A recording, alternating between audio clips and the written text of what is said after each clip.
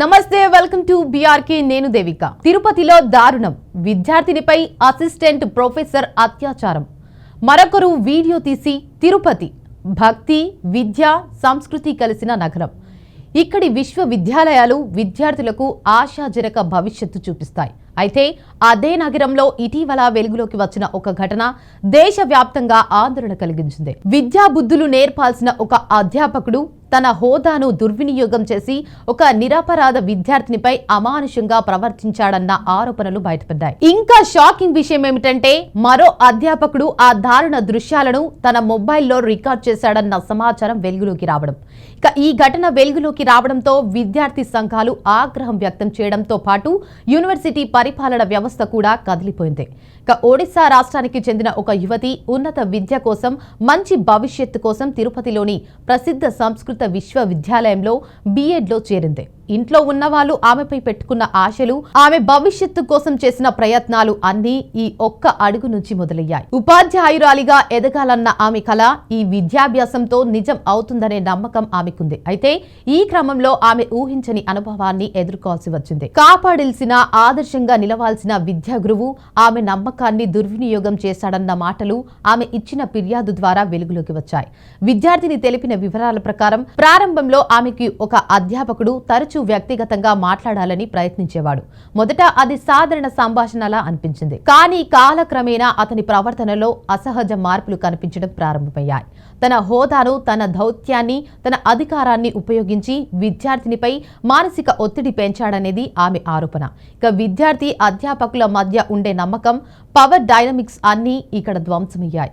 అతని ప్రవర్తన కొద్ది రోజుల వ్యవధిలోనే తీవ్రంగా మారి ఒక దశలో ఆమె వ్యక్తిగత జీవితాన్ని, భావోద్వేగాలని పూర్తిగా ప్రభావితం చేయడం ప్రారంభమైంది. అయితే కథ ఇక్కడితో ఆగిపోలేదు. విద్యార్థినిపై జరిగిన దారుణాన్ని అదే యూనివర్సిటీలో పనిచేసే మరో అధ్యాపకుడు మొబైల్ ఫోన్లో రికార్డ్ చేశాడన్న ఆరోపణలు మరింత కలవరపరిచాయి. ఒకరు దాడి చేసి అమానుషంగా ప్రవర్తిస్తే, మరొకరు అదే ఘటనను వీడియో తీసి దానిని బ్లాక్మెయిల్ కోసం ఉపయోగించారని విద్యార్థిని తెలిపింది. విద్యా వ్యవస్థ ఎంతగా క్రమరహితమవుతుందన్న ప్రశ్నను ఈ ఆరోపణలు దేశమంతా చర్చనీయాంశంగా మారుస్తున్నాయి. ఇక విద్యార్థిని మాటల్లో ఈ వీడియో ఆధారంగా గత కొన్ని నెలలుగా ఆమెను బెదిరించి మౌనం పాటించమని ఒత్తిడి చేశారని పేర్కొంది. ఇలాంటి పరిస్థితుల్లో ఉన్న యువతులు భయంతో మౌనంగా ఉండటం సహజం. వారి భవిష్యత్తు, మార్కులు, పేరు, ప్రతిష్ట అన్ని దెబ్బతింటాయన్న భయం వాటిని బయటికి చెప్పకుండా అడ్డుకుంటుంది. అదే పరిస్థితి ఈ విద్యార్థి కూడా ఎదుర్కొంది. చాలా కాలం ఈ ఒత్తిడి, అవమానం, మానసిక భారం ఆమెని మౌనంగా ఉండేలా చేసింది. కానీ చివరికి ధైర్యం చేసి యూనివర్సిటీ వైస్ ఛాన్సలర్ను కలిసి తన అనుభవాలను సవిస్తరంగా చెప్పింది. విషయం వినగానే యూనివర్సిటీ అధికారులు ఆశ్చర్యపోయి వెంటనే అంతర్గత ఫిర్యాదుల కమిటీని ఏర్పాటు చేశారు. ఇక ఈ ఘటన బయటపడతాయనే యూనివర్సిటీ ఉద్రిక్తత చెలరేగింది. విద్యార్థి సంఘాలు పెద్ద ఎత్తున ఆందోళనకు దిగాయి. విద్యార్థినికి న్యాయం కావాలి అంటూ నినాదాలు మొదలయ్యాయి. క్యాంపస్లో ప్రశాంత వాతావరణం ఒక్కసారిగా గందరగోళంగా మారిపోయింది.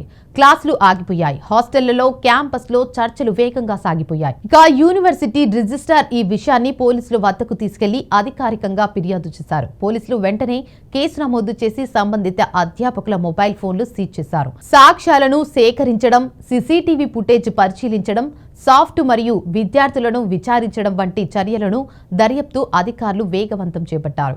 విద్యార్థి ప్రస్తుతం ఒడిశాకు వెళ్లిపోయినప్పటికీ ఆమె ఇచ్చిన ఫిర్యాదు దర్యాప్తులో కీలక పాత్ర పోషిస్తోంది. పోలీసుల దర్యాప్తు కొనసాగుతోంది. ఇక ఈ ఘటన విద్యా వ్యవస్థలో ఉన్న లోపాలను మన ముందుకు స్పష్టంగా తీసుకొచ్చింది. విద్యా సంస్థలు కేవలం బోధనకే పరిమితం కావు. అవి భద్రత, నమ్మకం, స్వేచ్ఛ, గౌరవాన్ని కాపాడాల్సిన పుణ్యక్షేత్రాలు. ఇలాంటి ఘటనలు వెలుగులోకి రావడం మన సమాజంగా ఎక్కడ తప్పుకుంటున్నామన్న ప్రశ్నను మరింత హత్తుకుంటుంది. ఇది ఒక యూనివర్సిటీ కథ మాత్రమే కాదు. దేశంలో అనేక విద్యార్థులు ఇలాంటి పరిస్థితులు ఎదుర్కొంటున్నారు. ఇక విద్యా భద్రత కోసం యూనివర్సిటీ వ్యవస్థలు మరింత బలపడాలి. కౌన్సిలింగ్, హెల్ప్ లైన్, అత్యవసర ఫిర్యాదు కేంద్రాలు ఉండాలి.